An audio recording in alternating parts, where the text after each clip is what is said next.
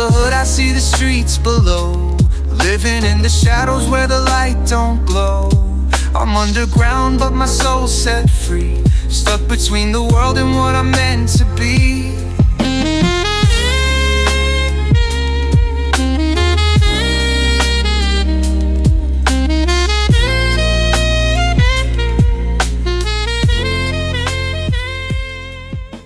Hello Uranian friends, I greet you. Welcome to another Uranian Astrology TV video. Today we are here with Carl to talk about what makes 2025 so crucial. Carl, welcome back. What is it really that makes 2025 so crucial? The alignment of planets in 2025 isn't just another astrological event.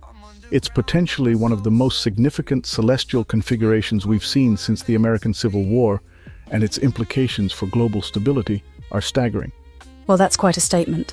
What exactly makes 2025 so special from an astrological perspective? You know, it's like watching a cosmic game of musical chairs. We've got Pluto entering Aquarius, Neptune and Saturn doing this rare dance in Aries, Uranus moving into Gemini, and Jupiter settling into Cancer. These changes bring world historical changes that we must be prepared for. And what happened the last time we saw this kind of alignment? Well, that's where things get really interesting. One very important period when Neptune aligned with the Vernal Point was in 1861, right when the American Civil War began. But before anyone panics, it's not necessarily about literal warfare. We should not forget that the world is being redivided in a new covenant of Yalta, as it was then with Uranus in Gemini.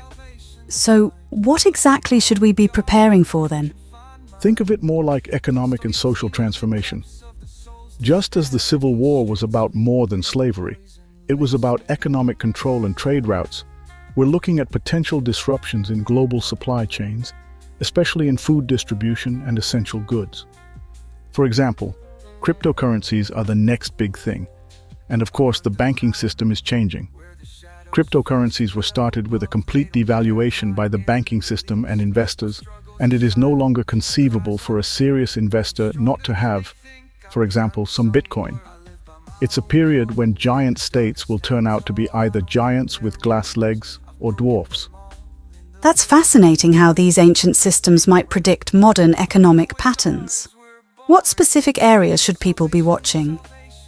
The forecast points to particular instability in 4 major economies: the United States, United Kingdom, France, Japan, and Germany. But here's something even more intriguing. Previous Saturn in Aries periods have consistently coincided with major institutional developments. Like what kind of developments are we talking about? Well, let me paint you a picture. 1908 saw the creation of the FBI, 1938 brought gun licensing requirements, 1968 gave us the ATF, and in 1998 we got the NICS background check system. See the pattern? Oh wow, so we're looking at potential new regulatory frameworks or institutions emerging. Exactly. The forecast suggests we might see the emergence of what they're calling a super agency between 2025 and 2028. And to be honest, this super agency will be like DEA, for example, or it will be a national, sometimes national proportional service. Think of it as a response to the chaos that these planetary alignments tend to bring. That's actually pretty relevant, considering all the discussions about regulation in various sectors right now. And here's where it gets even more interesting. This Saturn-Neptune conjunction creates this fascinating tension between structure and dissolution. It's like trying to build a sandcastle while the tide is coming in. You know, that's a perfect metaphor. How might this manifest in practical terms? The astrological interpretation suggests we might see major shifts in how information is controlled and distributed, potential health crises, and significant changes in financial systems. Remember how cryptocurrency shook up traditional banking? Well, we might be looking at even bigger disruptions. That's quite concerning. Is there any positive aspect to all of this? Actually, yes. As the ancient wisdom suggests, for every challenge created, there's also the potential for its solution. These periods of transformation, while uncomfortable, often lead to innovative solutions and new ways of doing things. So it's not all doom and gloom then? Not at all. Think of it more like a necessary reset or recalibration. The key is being prepared and adaptable. The forecast suggests those who can navigate uncertainty and remain flexible will be best positioned to thrive. But on the other hand, let us not forget, as Hesiod said in Theogony, "In the beginning was chaos." Chaos is needed from time to time so that history can be shuffled. What specific advice would you give to people listening about preparing for these changes? Well, beyond the practical aspects like ensuring you have emergency supplies and stable finances, it's about developing mental and emotional resilience. These transits suggest we'll need to be adaptable and open to new ways of thinking. For example, you need to have cash, gold, silver, or a good hard wallet for cryptocurrencies. There is no need to panic under any circumstances. That makes a lot of sense. It's about preparing on multiple levels. Exactly. And remember, while these astrological predictions provide interesting frameworks for understanding potential changes, we still have agency in how we respond to them. It's not about fear, but awareness and preparation. Humanity has been through all this before, so don't panic. After all those who gambled with the future of humanity, with vaccines, lockdowns, and especially with the mass deaths they caused, will face nemesis and justice. I'm not saying this now.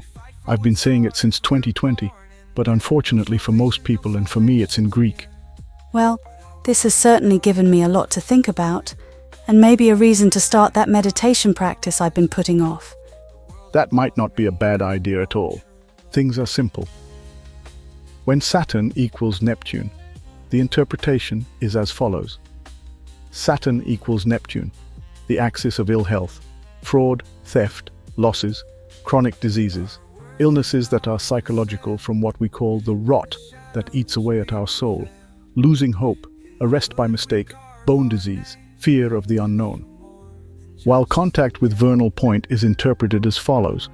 Vernal Point equals Saturn, separation, death, loss of property, general losses and separations, bankruptcy, karma on a global scale, lack of respect, the responsibilities of everyone, the disadvantages in a case.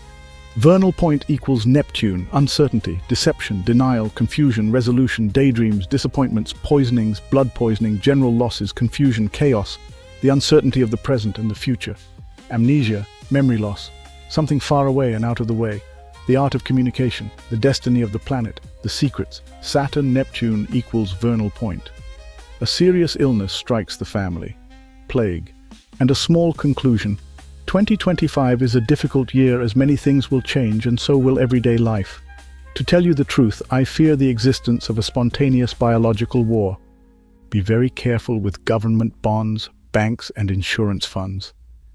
Because if there's one thing these celestial patterns tell us, it's that change is coming, ready or not. The question is, how will we choose to meet it? You left a few notes of concern at the end. Anyway, thanks for being with us.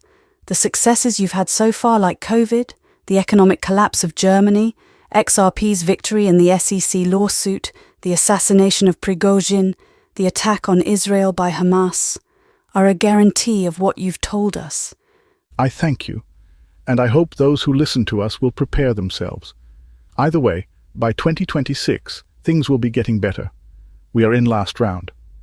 Well, dear friends, we have reached the end. If you like the video, please like and subscribe to Uranian Astrology TV on YouTube.